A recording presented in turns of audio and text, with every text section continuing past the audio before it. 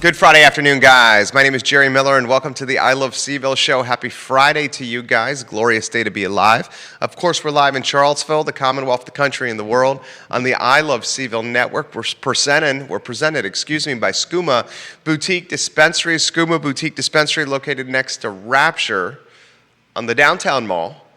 Fantastic spot for pain management, anxiety management, sleeping through the night, help you relax. David T. and his team at Skooma Boutique Dispensary offer certificates of analyses on everything in the store, CBD or Delta 8 related, guys. A lot to cover on the program.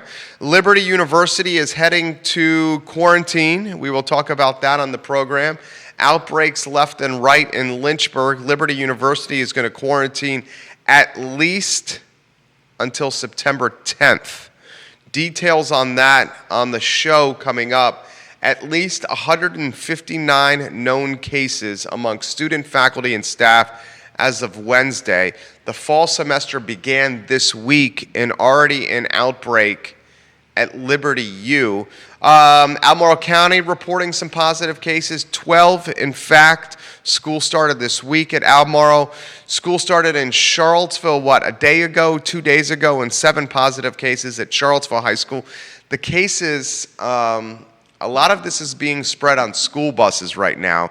We'll highlight that on the show. Norfolk State, home of the Spartans, is going to offer money to staff and students if they can show proof of vaccination. I will introduce you to a kiosk that's for sale for $5,000. In fact, Judah Wickhauer is our fabulous director. I'll put you on the spot here if you could. In the email I sent you with the rundown, if you click the Craigslist link, there's some photos that you should be able to capture. So when we get to the drive-through kiosk portion of this show, we can highlight on screen pictures of the kiosk. So if you can grab those, that would be amazing to us. This morning, on Fridays, we do a show called Real Talk, which is one of the best shows we do. This topic came up on Real Talk. What are the underperforming corridors or streets in Charlottesville, and what can be done to improve them? So we'll highlight some of the underperforming corridors today on the I Love CVille Show. Of course, we encourage you to follow I Love CVille on Instagram. Third largest Instagram community in Central Virginia behind the city of Charlottesville and the University of Virginia. It's our community, I Love CVille, with more than 13,000 followers. So guys, Liberty University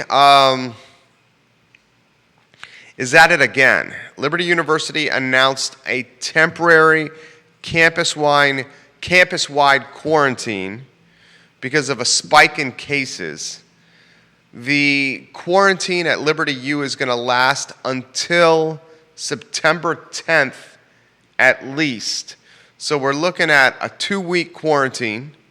The university's online COVID-19 dashboard showed 159 known active cases among students, faculty, and staff as of this past Wednesday. The fall semester began this week. The university does not require vaccinations. It lifted building capacity restrictions, social distancing requirements, and mask requirements. So let me get something straight. Liberty University. Liberty University is the second largest digital school in America. And when you combine its digital enrollment with its in-person enrollment, it's the largest student body in America. Liberty University, heading into the semester, said you don't have to wear masks on ground. There's going to be no building capacity requirements, no requirements on social distancing, no requirements on get-togethers and how many people can get together. And they started school earlier this week, Liberty U in Lynchburg, and as of today, at least 159 known active cases. That number will escalate for sure. And now, Liberty University is in quarantine until September 10th and has reversed its course on masking and social distancing. Now, Liberty University is encouraging its student body to wear masks and social distance after proudly pounding its chest this summer and saying to the world at Liberty U, You don't have to social distance. You don't have to wear a mask. And we're not going to vaccine mandate our students like many of the universities in the Commonwealth. So, folks, middle of the summer, Liberty in Lynchburg uses its platform and its pedestal, and it tells the world on social media, on its website, and to any media outlet that would listen.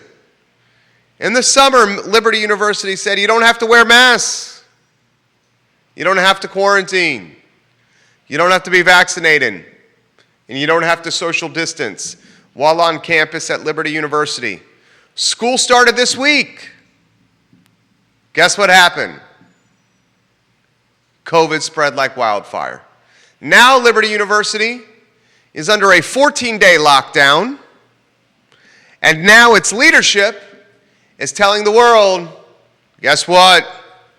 We're encouraging our students, our staff, and faculty to mask up, to social distance, and now Liberty University is hosting vaccine clinics all over campus and is encouraging its students, its faculty, and staff to get vaccinated immediately. It's funny how that happens, how science, time in and time out, year in and year out, decade in and decade out, century in and century out, science, facts, numbers, statistics, following a proven formula, the path to success. Now, I was reading on Facebook. Obviously, we own an advertising agency. We spend a lot of time on social media. Friend of the program did a post. I'm not going to get into which friend it was, business owner in the community, about vaccination shaming. Vaccination shaming, basically, one side says to the other side, why are you doing this?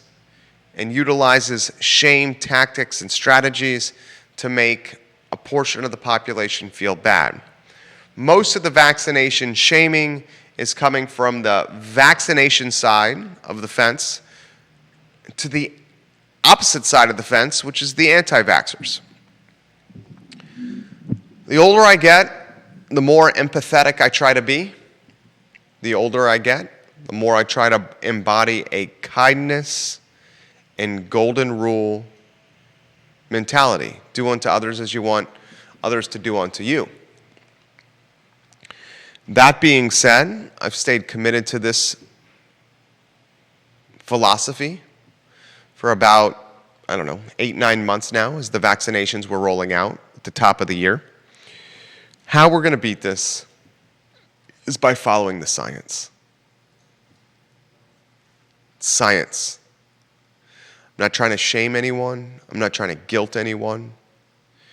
All I'm doing is asking folks that are watching the show to think of our littles, our 12 and unders, and we have one, my wife and I.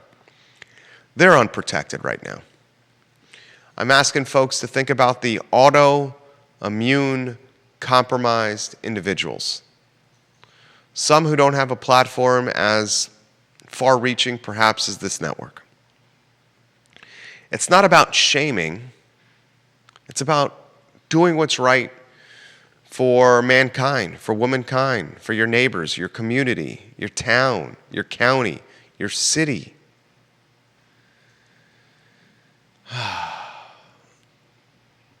The vaccination is one of the best methodologies to keeping hospitalizations from going through the roof. We now see that UVA Health is limiting some elective surgeries. Literally, this came out today. UVA Health is now starting to limit some elective surgical procedures. This is how the fall started last year. We saw elective surgical procedures at UVA Health halted because hospitalizations in open beds were not a reality due to this pandemic. The hospital system makes its bread and butter, its margin of profit, from elective surgeries. So when we see a press release from UVA Medical Center saying some elective surgical procedures are now being delayed, rescheduled, or postponed, your antennas should go up. Your ears should perk up. It's happening. When we see in our next topic that Albemarle County has 12 positive cases and it hasn't even been in school for 3 days? Our antennas should go up. Our ears should perk up. Charlottesville schools, 7 positive cases that they know of in the first day of being open. What's concerning is many of the cases in Albemarle County and in Charlottesville city schools are happening while students are on the bus. You read the Daily Progress today, and you see that many of the cases are happening while students are riding school buses. In fact, I'm reading Catherine Knott's article in the Daily Progress right now. The definition of who is considered a close contact is different on a school bus versus a classroom. In a classroom, a child who comes within 3 to 6 feet of an infected student does not have to quarantine if both were wearing masks correctly. However, on a school bus, anyone within a 6-foot radius of an infected person must quarantine. The unfortunate aspect of this entire circumstance, again, our most vulnerable and marginalized populations are being impacted at clips and frequencies that our resource populations are not experiencing. School bus, students on these buses, remember, school bus routes are longer than ever because there's not enough school bus drivers to service all the routes. So county and city school leadership started combining routes. When you combine routes, you make the routes longer. Kids are on buses longer, going to school, coming back from school. Often, especially in the age of a pandemic, the students riding the bus may or may not have the same resources as students being taken to and from school by their parents or a guardian or a friend of the family in a vehicle. A car is a luxury. Being able to drive your son or daughter, or if you're a guardian or friend of a son or daughter to and from school, is a luxury. Many folks are working, and when they're working, they may not have the time to drive their kid to school. So buses, as we've predicted on this show for a month plus, are becoming this petri dish of COVID-19. They're becoming this epicenter for COVID-19. And when you really want to see the petri dish of a school bus get amplified, wait till the winter months. And in the winter months, you're not going to be able to roll the bus windows down because it's cold outside. You're going to have 40 kids and a bus driver in a tin can with windows up in a method of transportation that's poorly ventilated that holds 40 kids sitting next to each other on bus routes that are longer than ever before because they've been combined due to a bus driver shortage. My ears are perking up and my antenna is perking up. Wait till winter when it's so cold the windows can't come down on the yellow school buses that are driving around town. Buses have been a hot topic on the show of late. I would love to see as a parent, I am a parent, I said this yesterday, a tracking method for buses. As I said yesterday, I can track when my Prince tennis shoes arrive on my doorstep, when my Cheez-It Grooves, Ballpark Franks, New York strip steak cuts, when my Haagen-Dazs ice cream, my gallon of eggnog, and my case of beer arrives at my house. I can track it on my phone. I can track when my wife's sweaters and tops and my son's Velcro shoes and Paw Patrol toys arrive on the doorstep of my house. Yet I cannot track when my son is delivered to school safely and soundly. That's odd to me. Much like I've said on this show, that maybe this pandemic is going to change public schools for good. Remember, the private schools have pivoted in Central Virginia. They're offering classes outside, under tents, in open fields. Many have acreage, serious acres on their campus. Look at the Miller School. The Miller School is a beautiful private school in Crozet with rolling hills and acres for days. Blue Ridge School, also similar. Fork Union Military Academy, similar. The Catholic School, similar. St. Anne's Belfield, similar. The private schools are innovating. They're taking their classrooms and they're putting them outside under tents. The public schools, because of their critical mass, much larger than the private schools, don't have the ability to pivot and change and innovate on a dime. I've said it once, I'll say it again. This pandemic, with the benefit of hindsight down the road, is going to forever change public schools in our country. The era of going into antiquated buildings, some 50 plus years old, buildings that are expected to be cleaned by a janitorial staff of 1 or 2 people, buildings that don't have great ventilation, great cleaning mechanisms, great feng shui or student body traffic flow. These type of structures, we see how vulnerable they are. We see the exposure points, if you may, with these kind of structures. It's the same thing with buses. Same thing with school buses. I'm no genius. I just read tea leaves. And putting 40 children and 1 school bus driver on a tin can in the winter when the windows are already have to stay up because it's cold outside, a tin can that doesn't have great ventilation, that seems like a recipe for disaster to me. Does it not you?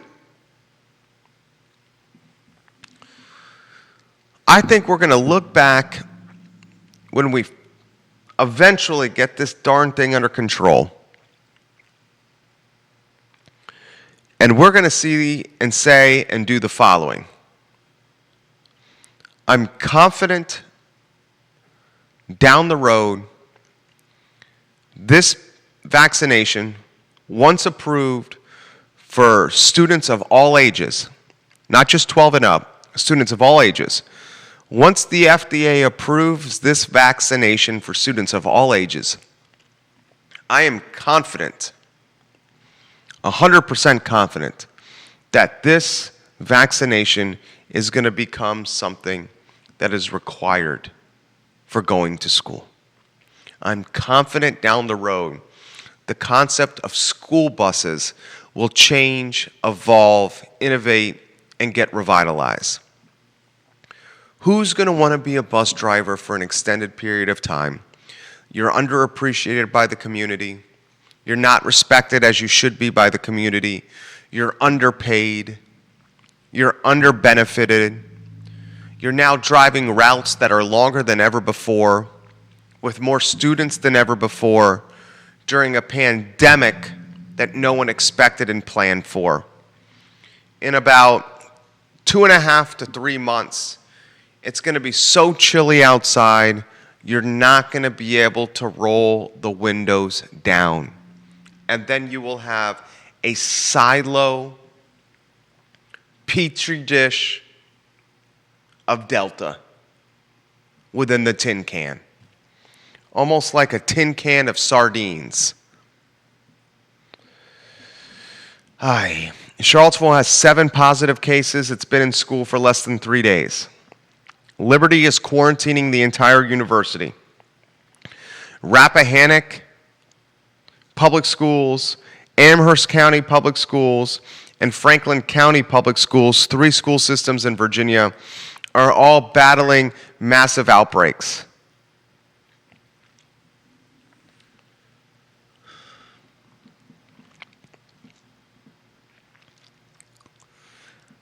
I'm getting to the point where I'm getting a little nervous for movie theaters again and indoor venues again. A little nervous for those. Norfolk State University, the Spartans, incentivizing its faculty, its staff, and its students with cash money. Norfolk State University is offering $500 to students and $1,000 to faculty and staff for proof of vaccination. This announcement directly correlated to Monday's FDA approval of Pfizer's COVID-19 vaccination. When FDA, the Food and Drug Administration, offered final approval for the Pfizer COVID-19 vax, Norfolk State said it was going to require it for students and employees. Now it's offering cash money to students and staff, $500 to students, $1,000 to faculty and staff for proof of vaccination. Students who don't meet the vaccine requirement by September 20th will be referred to the Dean of Students for student conduct, a move which could lead to removal from on-campus housing and in-person courses. You see what's happening, right? You see what's happening. The universities, the colleges, don't want to deal with interruption for their business model like they did last fall and last spring. And the college and the universities are becoming the first businesses in America that are mandating vaccinations for their customers. Which industry in America, from a business standpoint, has mandated vaccinations much quicker or more quickly than colleges and universities? Can you think of any? UVA did it to its student body population before it did it to its doctors and nurses at its health system. I want you to think about that. The University of Virginia mandated vaccinations for its students, its customers, before it mandated vaccinations for its doctors, its nurses, and its PAs. Think about that. The universities and the colleges are setting the stage. Terry McAuliffe, likely the guy who's going to win the governor's seat in November. I don't see how Youngkin is going to beat McAuliffe. Does anyone disagree with me? If you see how Youngkin can beat McAuliffe, let me know how that's going to happen. This is a state that is blue. Blue, blue, blue, blue. McAuliffe on the campaign trails is straight up telling businesses to mandate vaccinations. McAuliffe on the campaign trail straight up 2 days ago said, I'm going to make life extremely difficult for anti-vaxxers in Virginia if I'm elected. What do you think that means? What do you think McAuliffe is going to do? I have some ideas. You know what some of those ideas are? If McAuliffe is elected, do not be surprised if we see 100% proof of vaccination as the gateway for university sporting events. UVA is a state school. JMU, Virginia Tech. You want to know how you get a lot of folks vaccinated? Say you can't go into the John Paul Jones Arena, Lane Stadium, Scott Stadium, Davenport Field, unless you can show proof of vaccination. McAuliffe can do that. You want to know how else McAuliffe can make things difficult? Proof of vaccination at ABC stores, government-run retail outlets. You want to buy booze in Virginia? Terry McAuliffe may say, show me your proof of vaccination before you get into the ABC store to buy your Angel's Envy, your Buffalo Trace, your Tito's Vodka. Tito's Vodka, the top-selling booze in Virginia, the Commonwealth of Virginia, this past fiscal year. Terry McAuliffe could do that. Interesting statistics I read today. These statistics are about the class of 2024 and the class of 2025. The University of Virginia, the target size for its class of 2025, first years, the target size for that class was 3,788 students. 3,788 students. It admitted 3,918 undergraduates, first-year students. That means it allowed or admitted UVA 130 additional students to the first-year crop at Thomas Jefferson's University. 130 extra. That speaks volumes to the brand that it is UVA. During a year where in-person tours were limited, that's how parents and high school students fall in love with the university. They go visit, they tour the grounds or the campus with an older student, and they get to know the school. That didn't really happen. That didn't really happen because of the pandemic. 130 additional students that were initially estimated, 130 additional are on grounds at UVA right now. That additional 130 students impacts the Charlottesville economy and ecosystem. You got 130 extra people with mommy and daddy's credit card. You also have 130 extra people that are going to take up rooftops and bedrooms and beds in the city that otherwise would have been allocated to affordable housing or citizens of Charlottesville. The student population at UVA is more diverse than ever.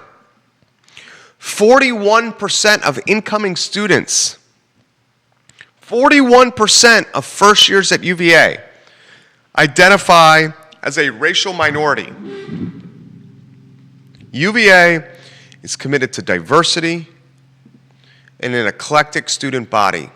And the first year crop at Thomas Jefferson's University is the most diverse that it's ever been. Props to UVA for that.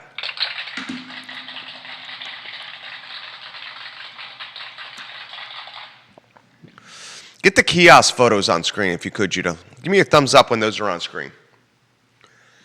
Excuse me. Look at the screen, guys. Look at the screen. Flip through them. Keep flipping through them back and forth, J-Dubs. This kiosk is for sale for $5,000.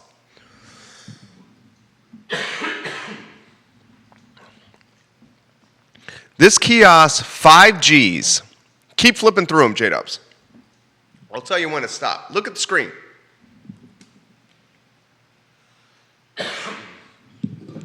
Eight by 8, stationary drive-through kiosk, 4-compartment sink, commercial fridge, and AC unit. Someone could run a business out of here. 2 drive-up windows. Originally pump and haul system converted to hard plumbing. There's air conditioning in this kiosk. $5,000, and you got a let's not call it a brick and mortar, but you got a business structure. It's for sale right now, located in Madison County, Virginia. It was posted on Craigslist 13 hours ago. This is essentially a stationary food truck. And this is undoubtedly the lowest price point that I have ever seen if someone wants to get into the food and beverage game. An 8 by 8 stationary drive-through kiosk with 4-compartment sink, commercial fridge, and air-conditioned unit. It has 2 drive-up windows. All you got to do if you buy this kiosk is find a piece of land to position on it.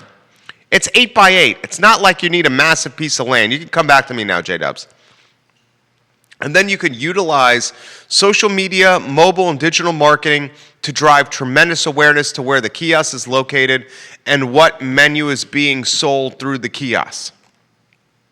Now, it doesn't have the same potential as a food truck because you could drive to and from places, but this thing isn't going to break like a food truck. And at $5,000, it's at a price point that's 90% less than most food trucks. Most food trucks, if you get a legitimate one, are going to start at 50 Gs. It'd go way up. Here's $5K for a kiosk drive-through, Madison County. Entrepreneur, F&B entrepreneur, gobble this up and bring it to Charlottesville. Heck, if you're the city of Charlottesville, buy this kiosk and do the beer garden concept we were talking about. Put the kiosk in the center of the downtown mall. Sell wristbands for booze. Use it for your visitor center, your tourist center. Right now, the city of Charlottesville's got a bus that occasionally is parked on the downtown mall. And this bus, the new tourism center, the bus, is giving away paper pamphlets to tourists. Tourists don't want paper pamphlets. They have smartphones in their hands. They don't need paper pamphlets to tell them what to do in town. Ay, mi madre. 5 Gs for that kiosk located in Madison. Someone's going to scoop that up, and someone's going to have a business on their hands, guys, at a price point that is very tangible and manageable. This topic came up on the show this morning. Underperforming or underutilized corridors in Charlottesville. We were talking High Street, and it's a topic that's come up before on the I Love CVille Network. High Street has significant density around it. It's got neighborhoods, homeowners, and renters. High Street has CFA, major employer, located on it. Martha Jefferson is opening an outpatient clinic on High Street, construction going on as we speak. High Street parallel to the Rivanna River.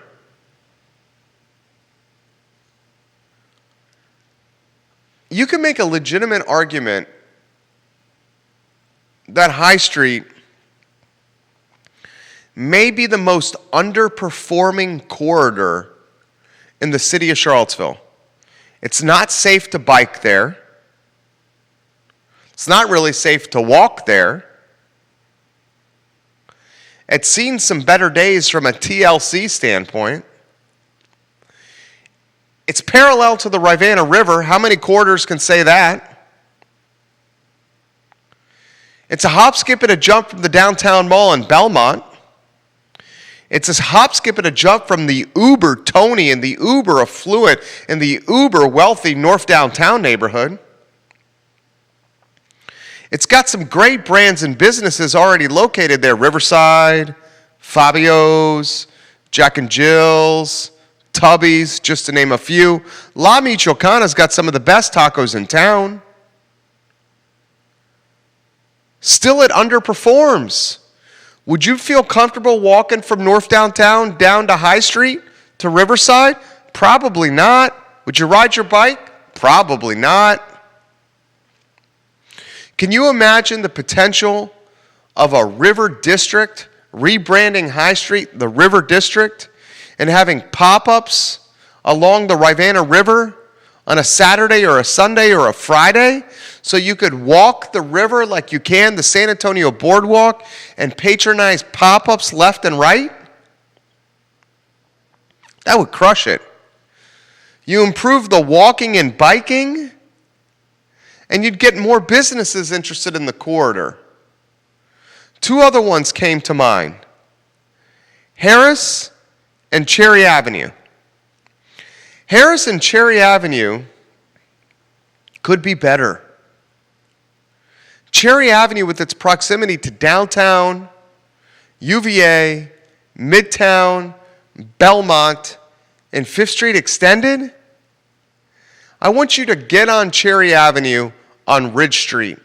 And I want you to drive Cherry Avenue from Ridge Street to Roosevelt Brown. Is it Roosevelt Brown Boulevard, Judah?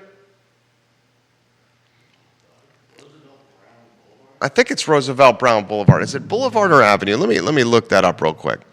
I'm going to do a quick.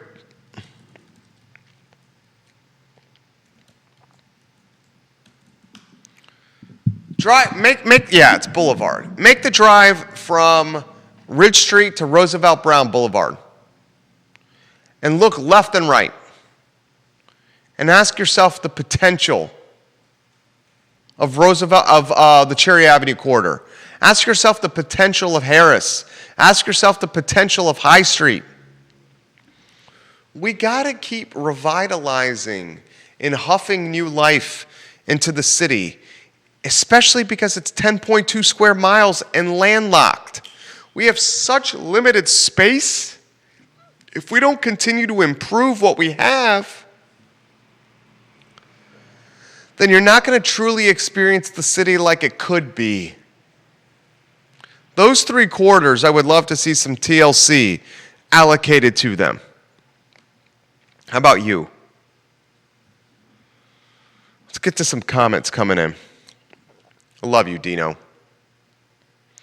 Ray Cadell's on the road to a show but listening. Hello, Ray. We love when you watch the program, my friend. We love you, Scott Aaronworth in Virginia Beach. I love when you watch the show, Scott Aaronworth. You're a good man. You're a good supporter of the program. Dino, you are awesome, and I can't wait to get back on the show. Dino, you can come on the show anytime you want, homie. Your pizza's banging, and I love seeing you and your smile at Dairy Market. Thank you for watching the program, my friend. Doug Allen, watching the program on the Charlottesville Downtown Mall. Jerry, I love the show. I love when you bring topics to us that we don't find in other news outlets. Frankly, I don't watch the news much anymore, but I do watch the I Love CVille Network. Thank you for saying that. I appreciate your support. I really do appreciate your support. I cannot wait for you guys to tune into Monday's show. On Monday, we have Gwendolyn Cassidy on the broadcast. And Gwendolyn Cassidy on Monday's show is going to talk to us about an idea that she has had called CVille Villas. She hopes to build villas in Charlottesville to help solve homelessness. We will spotlight Gwen Cassidy on the Monday edition of the I Love CVille Show with an idea that I think is dynamite and dynamic. Gwen Cassidy, who's gone through some trials and tribulations on her life, she's going to talk about them on Monday. Do not miss this show. Thank you, Scott Aaronworth. He says Hampton Roads would be better off if we had somebody like me promoting Hampton Roads. Thank you. It's easy to champion, thank you, Scott. It's easy to champion this community because I love it so much. We named our business for the love we have for Charlottesville. That's the program, the Friday edition of the I Love CVille Show, presented by Skooma Boutique Dispensary. Visit them on the downtown mall next to Rapture. Skooma Boutique Dispensary, helping folks with pain management, anxiety, helping them sleep through the night, helping them relax. Certificates of analyses on everything in the store. Skooma Boutique Dispensary. Judah Wickhauer, Jerry Miller. It's the I Love CVille Show on a Friday. Keep it local. Patronize the restaurants and the businesses we want to see survive this pandemic. How they will survive is us supporting them now as we head into the winter months. Can't believe I'm saying this again. Winter is coming. Winter is coming. So long, guys. Hasta luego.